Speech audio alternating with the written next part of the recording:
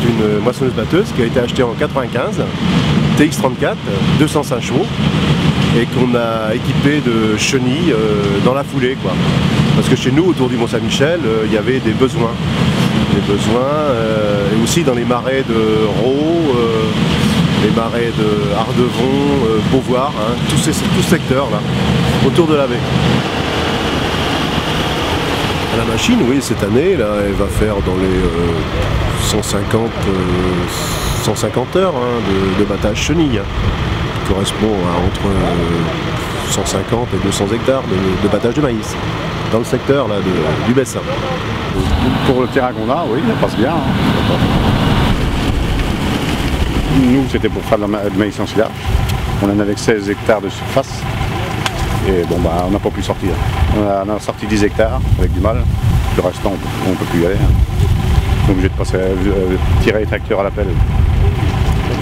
Nous, bon, on n'a jamais fait de grains. Hein.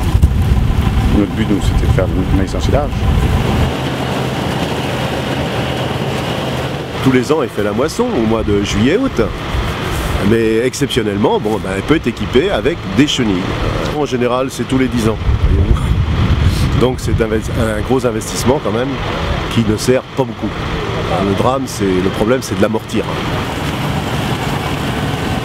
Un collègue me disait la semaine dernière en réunion, une paire de chenilles caoutchouc neuve en début de saison pour le battage maïs, il a voulu investir, qui lui coûtait 48 000 €. Et une semaine et demie après, il lui demandait 64 000 € d'investissement pour des chenilles en caoutchouc en largeur 900. Donc il faut après justifier l'amortissement de ces chenilles-là. Donc après, reste à ce que l'entreprise veut laisser aussi le maïs dans les champs. C'est des choses qu'on ne peut pas faire vis-à-vis de nos clients. Et il faut à la rigueur, un investissement comme ça, je pense qu'il faut savoir partager le travail que fait aujourd'hui. On laisse une entreprise investir et après, entre nous, entre collègues, je pense qu'on peut passer l'adresse à notre collègue pour aller chez les agriculteurs pour récolter. Les pneus fins à l'arrière, c'est surtout pour maintenir la machine dans les rangs de maïs, pour la stabiliser. C'est surtout le but de ces pneus fins là, et un peu plus grand de diamètre que des pneus normaux. Comme ça, on arrive à maintenir les rangs et on ne couche pas les rangs de maïs. Oui, c'est arrivé qu'on batte du maïs en décembre et en janvier aussi.